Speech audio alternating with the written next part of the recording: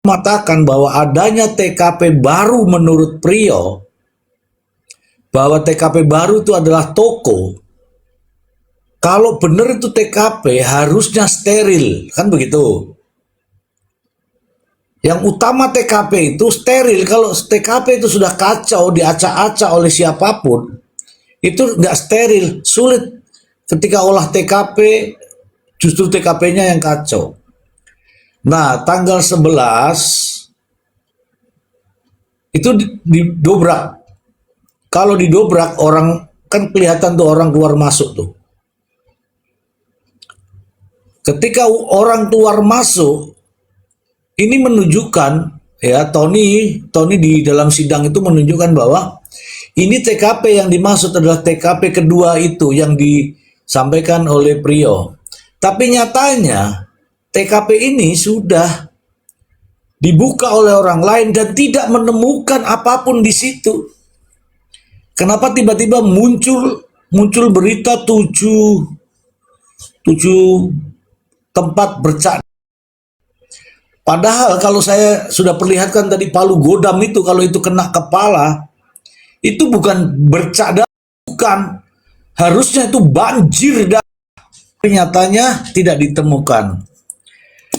Nah, teman-temanku, ini menunjukkan bahwa begini, bahasa sederhananya begini, Pak Hakim, itu toh yang dibilang TKP kedua, itu nggak benar Pak Hakim.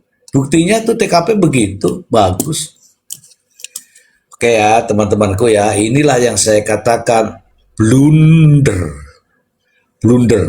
Yang berikutnya, katanya, ini katanya ya teman-teman ya, masih katanya ya, ada 2 orang mengangkat mayat. Mayat itu adalah si Budi, dimasukkan ke dalam mobil pakai apa itu, pakai terpal katanya. Kenapa nggak ditunjukkan biar kita ini masyarakat nggak resah dan gelisah? Kenapa justru nggak diputar di layar lebar? Ini tadi Tony minta diputarkan di layar lebar, diputar kok, karena nggak perlu ada rahasia. Justru ini ya sebenarnya tamparan ini sebenarnya. Tapi kenapa yang kemarin minta diputar nggak diputar? Ayo loh teman-teman. Kalau Bang Erdelo ngikutin, bilang ngikutin. Kalau enggak, memang sulit ini. Ini memang harus diikutin nih teman-teman. Ini kok ada yang minta video VCX kok 250, gimana ini kok masuk di komal saya ini, aduh. Iklan gitu. Allah, sejak kapan saya PCS ini 250k? Astagfirullahaladzim, kok iso ya? Hah? Oke, ini ada jawaban nih. Besok katanya diputar, nggak apa-apa. Kita Dacu Arka katanya besok katanya diputar Mister. Oke, kita nunggu. Teman-teman juga penasaran kan? Gitu.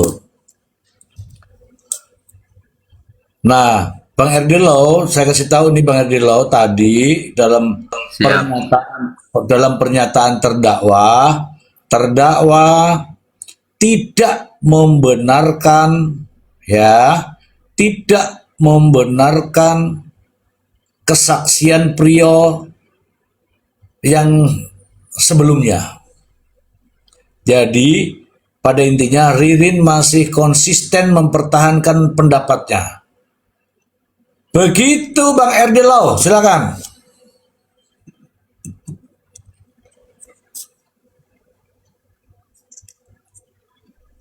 Malah di-mute saya, Allahu Akbar.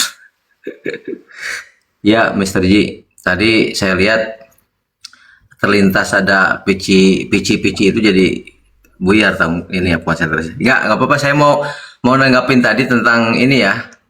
Jadi tentang CCTV itu. Itu Ya, ya. tidak, Mr. Ji, itu justru bukti yang lemah. Banyak tidak sesuai dengan prinsip medis forensik. Selain itu, tokonya tidak disegel. Jadi bercak itu bisa apa saja, ada oli, ada apa, ada karat itu kan, atau tetesan bias. Itu adalah pemaksaan kehendak yang berbahaya bagi keadilan. Kita butuh bukti yang terbantahkan, ya, bukan tebakan. Nah, maka jadi privasi korban itu penting, Pak. Tapi di sini yang ditanyakan bukan kondisi mayatnya, tapi siapa yang mengangkatnya. Wajahnya mengangkat mayat. Itu adalah identitas pelaku. Menyembunyikan wajah pelaku dengan alasan privasi korban adalah logika yang keliru. Kita butuh tahu apakah Ririn yang mengangkat sendiri atau orang lain. Itu kuncinya kasusnya. Jangan dikorbankan kebenaran demi alasan yang tidak tepat gitu loh, Mr. Ji. Lanjut. Oke, benar sekali. Jadi kita namanya juga sidang pidana umum, diketok palu hakim, dok dok dok, sidang dibuka dan terbuka untuk umum. Lah ngapain kok ditonton sendiri itu? CCTV kok ditonton sendiri? Yo ora iso ngono ah. Aduh, Pak Ijo, Pak Ijo. Ini bener nih. Ya, jadi teman-teman tadi saya sudah menceritakan bahwa ada kejanggalan-kejanggalan. Saya juga buat VT-VT tapi belum tajam ya VT saya ya. Itu hanya pancingan-pancingan reaksi, cari yang komentar itu. Ya. Pasti banyak yang komentar itu. Oh, oh, biadab gitu-gitu toh. Langsung dibilang itu kan karena terpaksa. Karena terpaksa lagi diulas lagi. Itu kan karena dijanji 100 juta. Dijanji 100 juta kita ulas lagi. Akhirnya sudah nggak ada yang komen. Nggak ada yang komen. Ini baru pakai nalar-nalar saja nih. Nalar-nalar saja. Mungkin ada orang yang bangga. Yes! Ternyata Priyo jujur. Wah, gembira dia Priyo jujur, Priyo jujur. Bagiku justru blunder. Blunder keluar-keluar itu. Benar ini kawan-kawan. Blundernya itu nampak betul. Waduh, melihat orang dibantai. Ya kan? Nampak sekali teman-teman.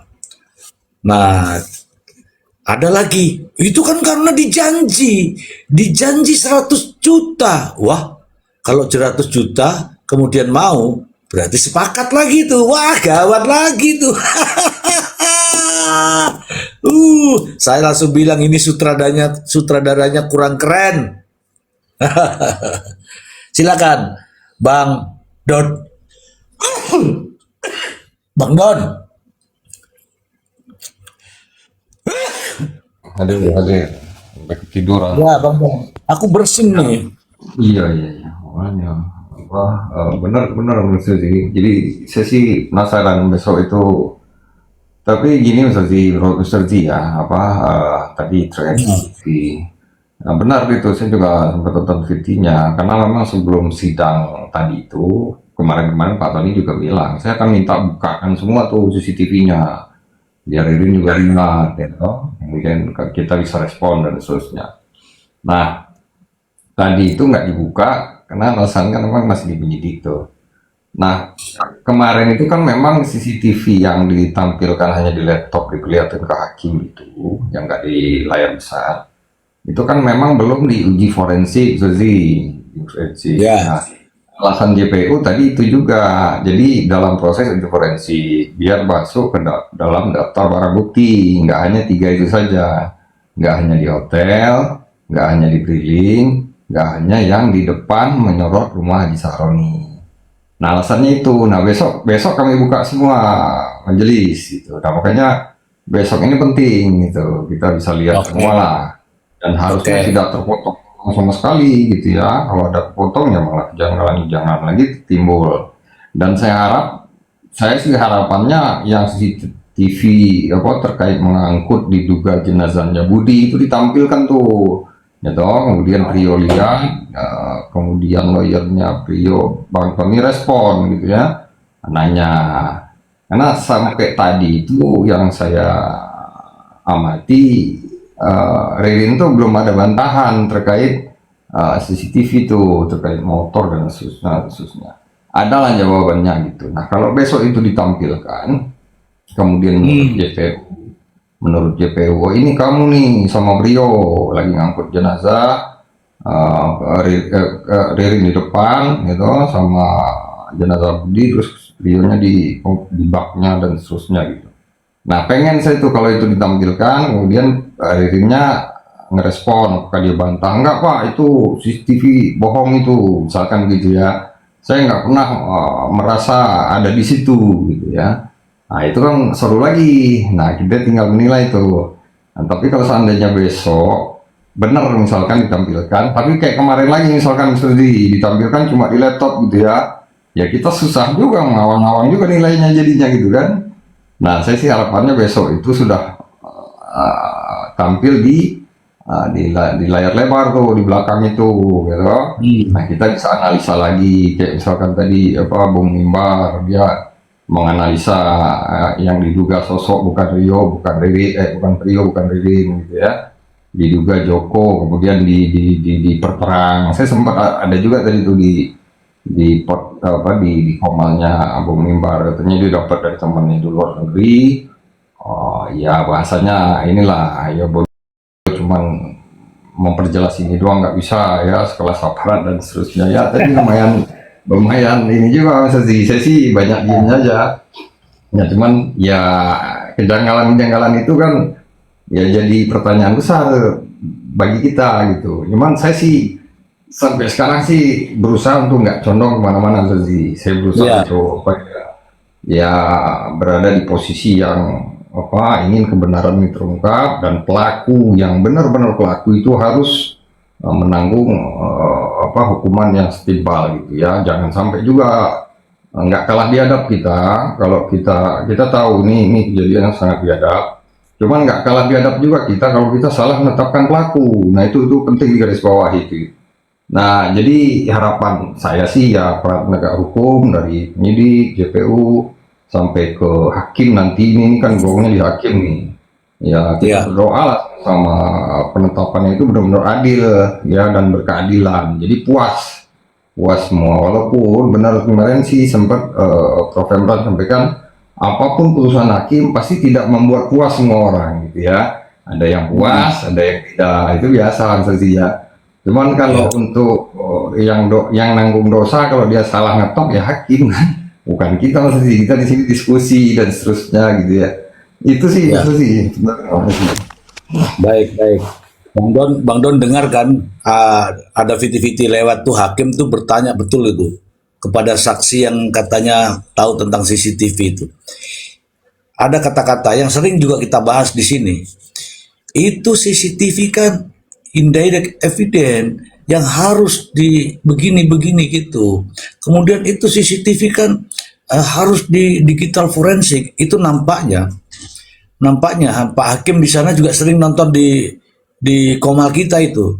Jadi itu ditanyakan betul. Jadi karena pertanyaan kita kenapa tidak dilakukan digital forensik? Nampaknya itu juga akhirnya ditanyakan oleh hakim kepada yang diperiksa di sidang itu. Ini saya senang karena hakim itu karena begini teman-teman, tidak ada bukti direct yang terkait dengan pembunuhan, nggak ada. Apalagi terkait dengan pembunuhan terkait dengan terdakwa pembunuhan ini, tidak ada. Yang ada itu kan bukti-bukti ya, kalau saya katakan ya, apakah sudah mengarah kepada dua terdakwa ini? Kan belum. Hanya sebatas pada kesaksian Priyo yang katanya jujur itu. Tetapi anehnya, Priyo itu terdakwa. Tidak diiyakan oleh terdakwa yang satunya. Jadi ini dua-duanya masih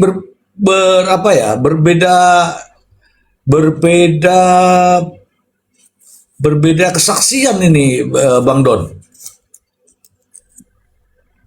Iya betul. Jadi saling bertolak belakang gitu loh. Itu juga yang bikin kita. Tapi pada prinsipnya kalau tadi saya sangat sepakat ya, kemudian Bang Ari tadi sampaikan bahwa kalau ada yang menyampaikan kemudian ditelan bulat-bulat Prio ini jujur, ya saya sangat tidak sepakat ya. Kalau untuk itu saya yakin analisa saya nggak salah lah. Gimana Ya. kita mau percaya dengan orang yang inkonsistensi dari awal? Ya, siapapun pasti nggak percaya lah gitu ya. Kalaupun ada yang benar, bukan berarti nggak ada yang salah gitu ya. Kalau sampai orang percaya full 100% ya menurut saya sih ada yang aneh juga gitu. Cuman di Ya. sini izin Suji, saya mau tanya sama Bang Erdi Lau nih, kebetulan praktisi hukum gitu ya. Bang Erdi izin. Ya. Kalau untuk APH Bang RD, jadi kayak penyidik, kemudian JPU, apalagi hakim gitu ya, untuk mendapatkan satu barang bukti itu kan ya istilahnya kalau kalau apa ya, kalau sipil itu kan wajib ya, misalkan Pak saya butuh CCTV. Alasannya apa? Karena pro justitia, karena dalam proses penyidikan gitu ya. Nah itu wajib kita ngasih. Kalau nggak ngasih berarti kena pasal menghalang-halangi penyidikan gitu ya dan seterusnya lah. Intinya ada sanksi di situ. Nah kalau untuk lawyer Bang RD saya izin tanya. Misalkan nih Pak Tony dia mau minta, saya minta CCTV ini dong. Nah, Bapak siapa? Saya pengacara. Nggak bisa Pak. Yang bisa cuma polisi gitu ya. Nah, dan seterusnya. Nah kalau jadi pertanyaan saya gini, kalau apa ya kekuasaan untuk mendapatkan suatu barang bukti itu dibatasi, gitu, ya tentunya di pihak sebelah lebih unggul terkait barang bukti. Nah itu gimana dalam apa pandangan lawyer gimana Bang RD izin? Oke, baik. Pertanyaan yang bagus ini sebetulnya. Cuma sebelum ke jawab itu, saya akan sedikit mempersingkat apa yang disampaikan diskusi Mr. Ji. Saya menyimak tadi dengan Pak Don, di akhir nanti saya jawab ya. Jadi, betul Mr. Ji, tadi hakim itu berkuasa di ruang sidang. Jadi, tapi hakim juga terikat undang-undang, di mana mewajibkan tadi sidang terbuka.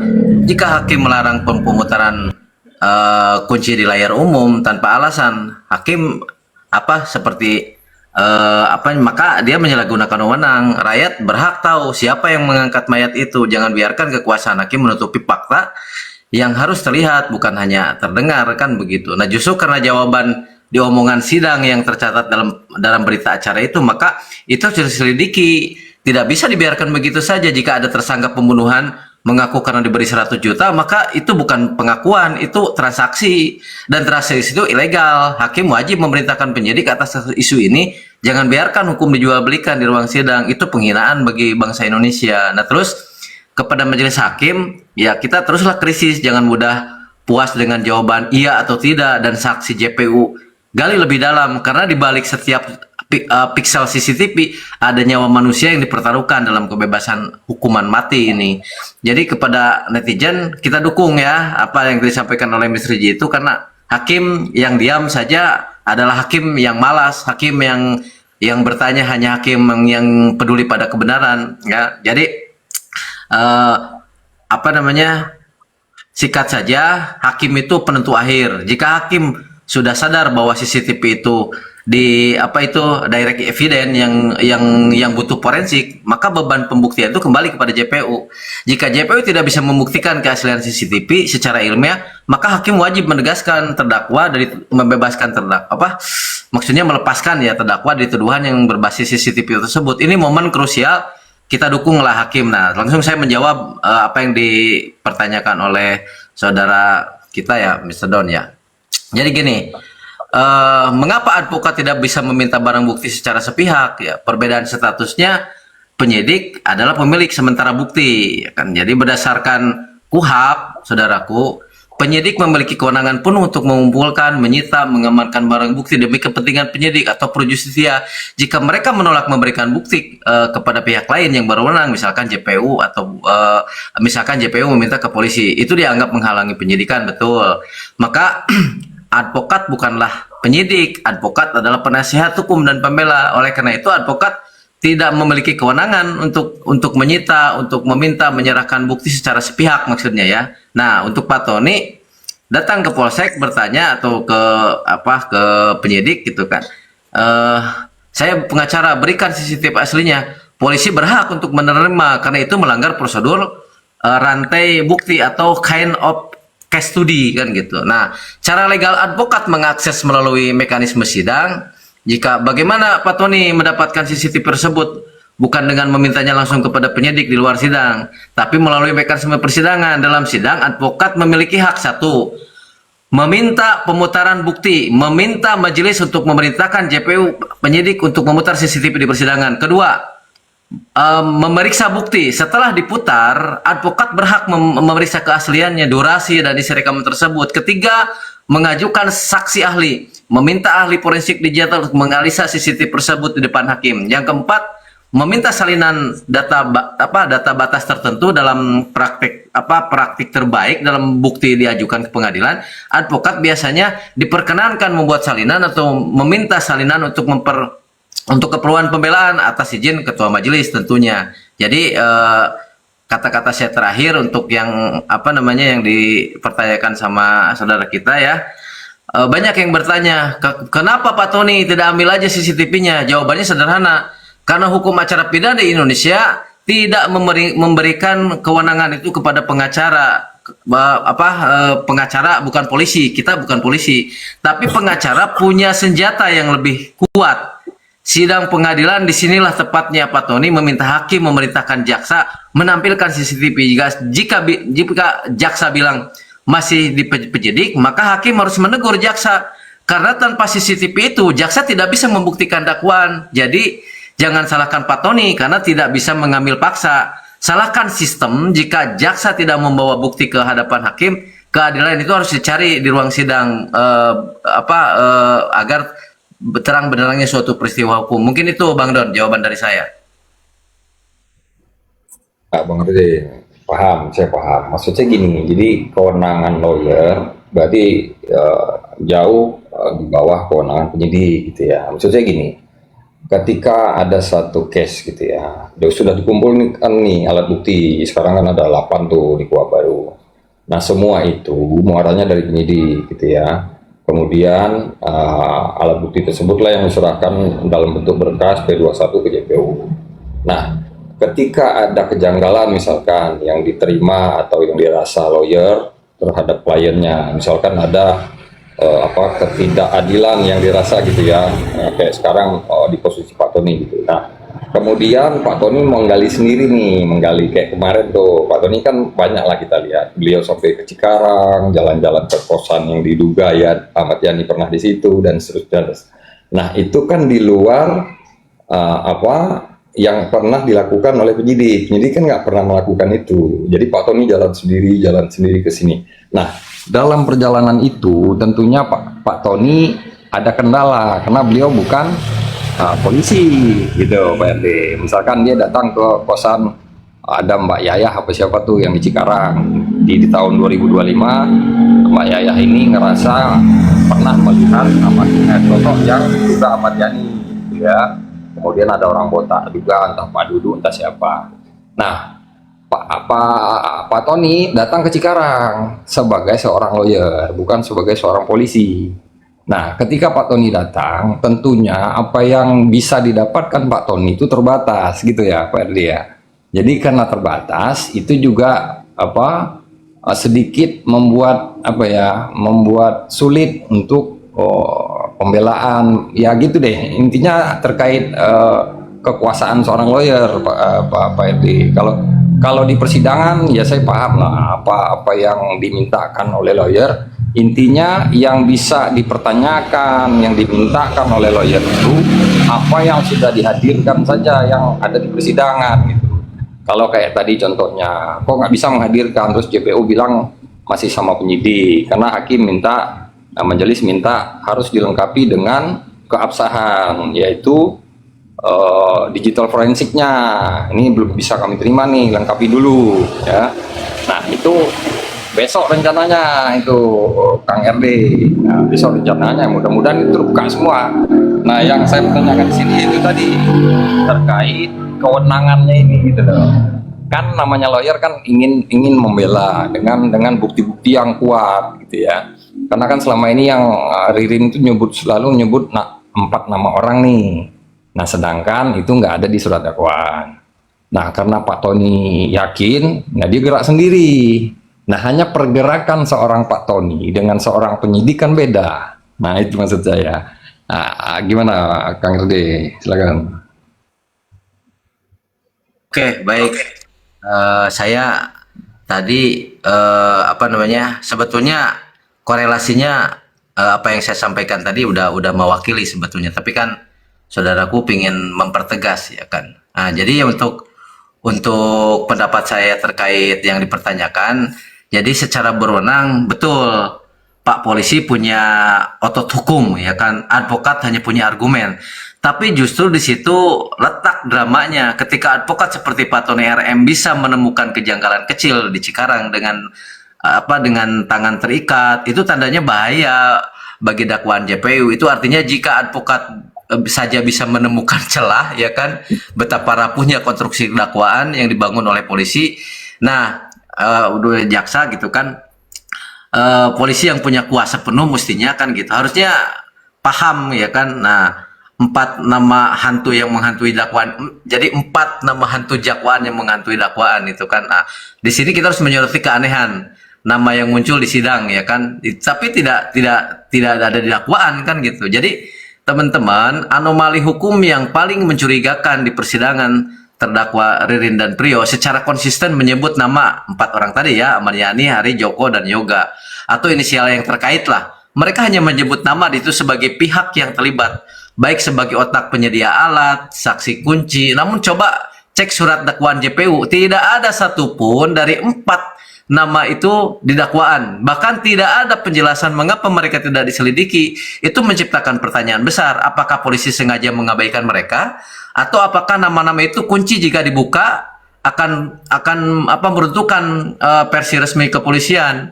Nah, maka benar Tony RM sebagai advokat hanya bisa mengingatkan dan menanyakan nama-nama tersebut. Beliau tidak bisa menangkap, menggeledah rumah Marjani, kan dibatasi bang, itu istilahnya kan gitu. Kita udah paham lah itu gitu. Jadi sementara polisi hanya diam saja menunjukkan kelalaian penyidik. Jika nama-nama itu relevan dengan pembunuhan, mengapa mereka bebas berkeliaran? Mengapa tidak diperiksa?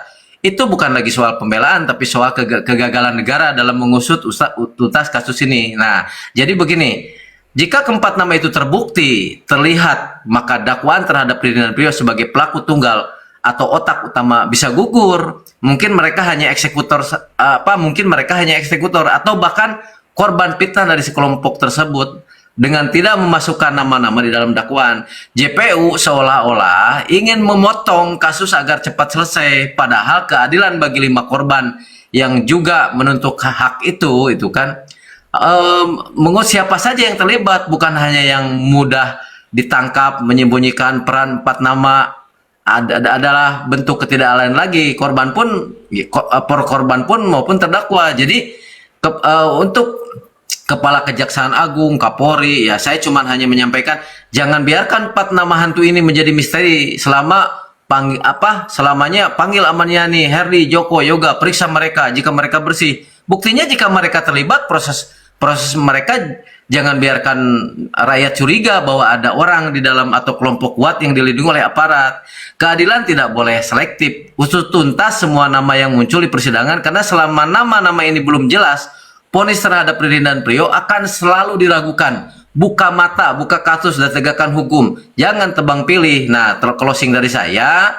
Jadi itulah pertanyaannya saudaraku tadi, namanya yang sering disebut itu, ya kan, sebagai pihak yang terlibat, tapi polisi tidak menyentuh mereka. Kenapa? Apakah karena kurang bukti atau alasan-alasan lain sehingga polisi tidak menjawab kepada publik berhak curiga. Tony RM sudah menyebutkan di sidang. Sekarang giliran polisi membuktikan bahwa nama-nama itu tidak bersalah. Jangan diam saja. Diamnya polisi adalah suara keraguan bagi publik. Kalau polisi kerjanya benar, buktinya benar, kan Pak Tony tumpang kaki itu Pak Don. Izin kalau salah dikoreksi. Oke, terima kasih ya. Oke, teman-temanku, jadi gini. Pak Tony itu pekerjaannya tidak ringan saat ini. Sudah kelihatan dari ya kalimat-kalimat lah yang ada di tappingan-tappingan, apalagi yang menyerang ya melalui media sosial terhadap Pak Tony. Sementara Pak Tony ingin semua ini terbuka ya, ingin semua terbuka, bukan untuk kepentingan Pak Tony, bukan. Justru ini kalau kita boleh bangga ini, kita semua dibuat, ayo semangat membuka kebenaran itu ya. Kemudian tadi ya berkaitan dengan pengacara ya. Pengacara itu batasannya dia bisa berargumentasi hukum ketika berada di persidangan. Fakta-fakta persidangan yang tidak sesuai dengan peristiwa yang menurut pengacara tidak sesuai ya patut dipertanyakan. Ketika itu sudah dijadikan fakta persidangan, maka pengacara juga punya hak untuk mempertanyakan. Salah satunya adalah CCTV. Kenapa demikian? Karena kemarin sebelumnya CCTV itu diputar. Tidak ada seorang pun di luar itu tahu apa gambar itu. Tetapi narasi di luar justru menulis. Padahal kita nggak tahu gambarnya apa. Tapi tadi terlihat bahwa di dalam tadi ada orang mengangkut mayat si Budi, ada si Ririn, ada si Priyo. Wah gitu. Padahal gambarnya nggak ada.